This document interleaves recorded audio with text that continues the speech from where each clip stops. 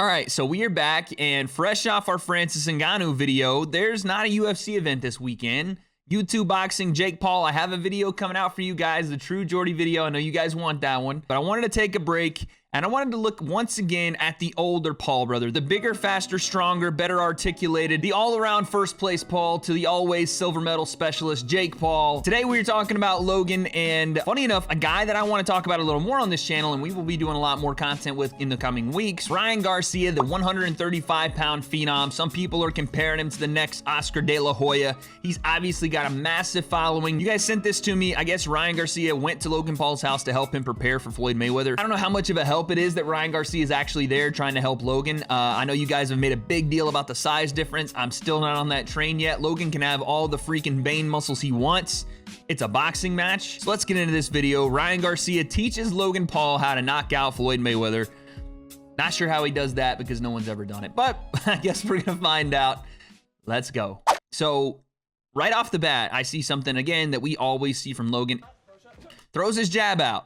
Ryan's trying to show him that Floyd's gonna throw as Logan throws. Logan's got his hand up to parry. I like that.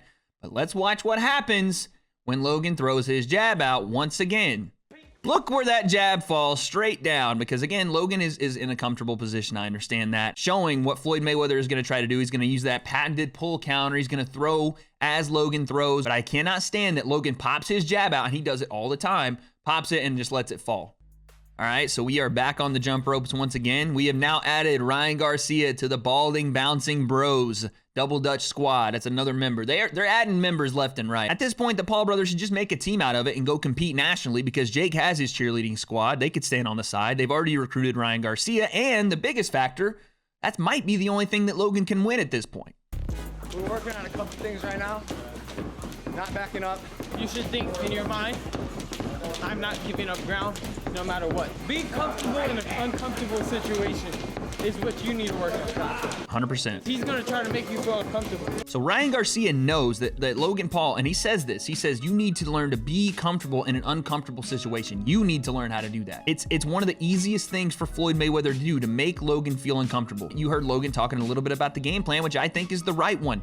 Do not take a back step to Floyd Mayweather. Do not allow him to dictate the pace if that's at all possible. I don't know if it is. And Ryan makes a good point. Floyd is going to frustrate Logan. He's going to make him uncomfortable. Logan has to be comfortable with that. He has to understand it's going to happen. It's a fine thing to say when you're training. It's a great game plan to have. Can he actually do it? I doubt it. But I don't know. Okay. Why is King Batch in the video? One. And where the fuck did he register those guns? My God, the biceps on this man are popping. Oh, he's still going! Hey, be ready for the unexpected. Did you say be ready for the unexpected? Still going! Hey, be ready for the unexpected. Okay, well, here's something Ryan's not gonna expect. Let's go to the ring. My man said, be ready for the unexpected, and Milton said, hey, listen, Ryan don't expect this, let's go to the ring. I mean, Ryan Garcia is a professional boxer. I don't think he has any apprehensions about going to the ring. He's like, yeah, be prepared for the unexpected, huh? Okay, how about we head to the boxing ring? You ain't never been there before. Shit, look at Logan holding his head like, dude, if Milton throws another boxing joke out there, if he just throws one more, I will bring Shannon Briggs back and gladly hear Let's Go Champ 13 million times a day rather than deal with this shit. God. He likes to start off calm. Yeah. You go like this. It's a pretty good Floyd. Stay right here. You won't move. So you throw a shot, ping.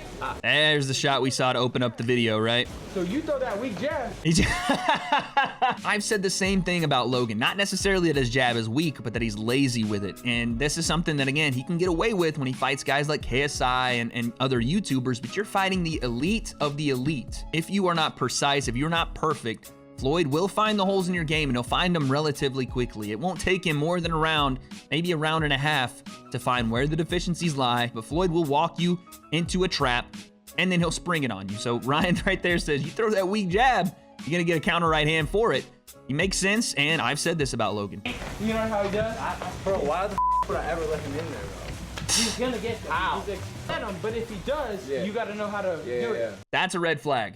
To me, that's a massive red flag. The fact that Logan goes, well, why would I even let him get there? First off, I love the moxie. I love the confidence, but it's a little bit of a red flag because it shows the camp isn't working on things if things don't go Logan's way. If plan A fails, it doesn't seem like they have a plan B. It doesn't seem like they have a way to adjust. Those things are gonna happen. What do you do when you screw up? Because the odds are You're going to screw up before Floyd Mayweather does, and he's going to be the reason you do it. That right there shows me a team that is prepared and hopes that Logan is successful with plan A, but isn't prepared for the greatest boxer of all time being successful as well, and even more so. I don't understand that. Confidence is one thing, but ignorance and willful ignorance is something completely separate, and it's a red flag. Ryan Garcia working on the upside down cobra bag that Logan has. A little double jab right hand. Look how clean. Watch that. Tut, tut, tut, boom. Love that.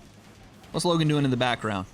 Again, this is simple stuff, but how you practice is how you fight. We've said this time and time again. I'm going to keep stopping because I keep seeing it. Logan looks great. He's on the heavy bag. He's throwing big time shots. Crisp right hand. But watch what he does with this lead hand before he throws it the second time. Drops. Then throws. I know it's small, but it's simple.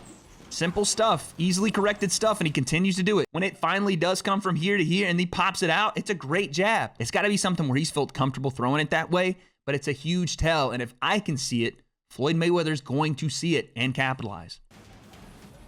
And let me say this right here, because you guys, I know you're going to get on me about this. Ryan Garcia is not a conventional fighter either. Ryan Garcia does fight with his hands a little lower, his feet planted on the ground. He's got some of the fastest hands in his division. Luke Campbell made him pay for it with a nasty overhand left, but a reason a guy like Ryan Garcia can get away with having his hands a little lower is because it's his natural aptitude. Logan Paul is nowhere near the same natural aptitude, the same natural skill level for this sport as a guy like Ryan Garcia or Muhammad Ali. Some guys can fight that way. It doesn't mean that everyone should. And Logan's skill set, in my opinion, does not allow for him to be able to take those wasted movements. Again, he's a big guy, he's strong, he's fast, until he's not, until he's tired. And then that stuff becomes a massive deficiency.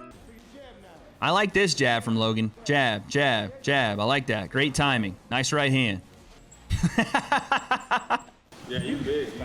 Yeah, there. See? Actually, when Floyd gets up on get him off so you can reach. you're bigger. Push me. Yeah, there you go. There it is. That make it. Spin him.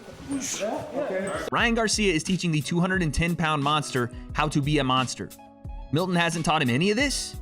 Nothing? Hearing Logan talk about how, why would I even let him get to that position? Doesn't seem like they've worked on these positions, and Floyd will absolutely get to them. It's just shocking to me to think that they haven't thought of a situation where Logan Paul is going to have to use his bigger body, or should use his bigger body, to create separation, get back to this range that he wants to maintain, or find a way to bully Floyd Mayweather in the clinch. If Floyd's going to initiate a clinch, get his eye, bully him there. That's what's crazy to me, that this is like brand new to him. You're a way bigger dude. He's not going to knock you out one punch. Don't be scared. You know what I mean? Do you hear how Ryan told Logan not to be scared? I'm knock you out one punch. Don't be scared. You know what I mean? He says it like he understands that Logan is timid to go in there and use his bigger body to put himself in dangerous positions. That he is continuously hesitant to pull the trigger and put himself in bad situations for fear of getting hit. And I'm not saying everybody should go into the boxing ring looking to get in a firefight, but Logan's a massive guy, and that's how they're billing this thing. But if you remember back, he was that same timid, kind of backing into the ropes style against KSI. And I think those things might have residual effects when it comes to Logan's psyche. Ryan Garcia shouldn't have to convince Logan he's a big guy that can take a shot, unless Logan doesn't know it. Nice little jab to the body right there from Logan. Little tech spar action. All right, here we go. Oh my God. Proprietary sparring footage redacted by Team Paul. Are you fucking kidding me?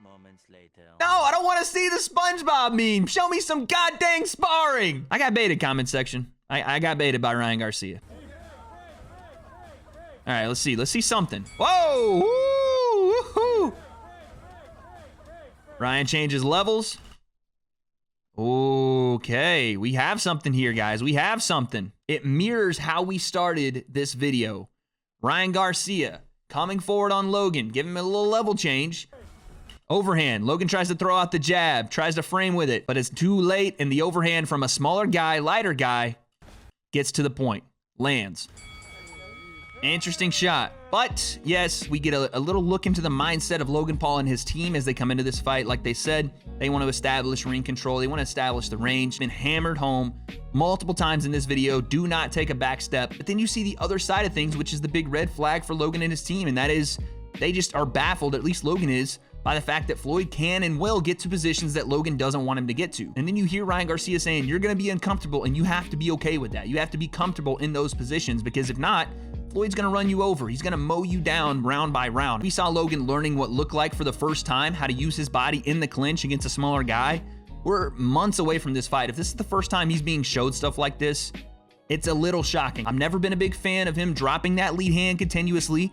And we see toward the end of the video, he gets countered over the top with a right hand. Again, mostly tech sparring. They're not necessarily going as hard as possible. I doubt that they were at any point in that spar, but it just shows the inefficiencies and the lack of knowledge that Logan still possesses. Is Logan sure he's the bigger guy? Is Logan sure he can take Floyd's shots? I know it sounds stupid for me to say, but here, is Logan sure that once he gets out there under those lights, that he's gonna be able to be comfortable in an uncomfortable situation, and that he's not gonna get KO'd by one shot? If that's not here for Logan, it's not gonna manifest on fight night. The other stuff, the technical stuff, yeah, that's gonna get exposed at some point in the fight regardless.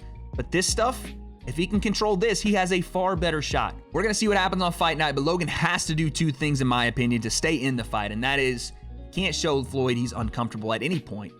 He better have a plan B. Can he do them? I don't know.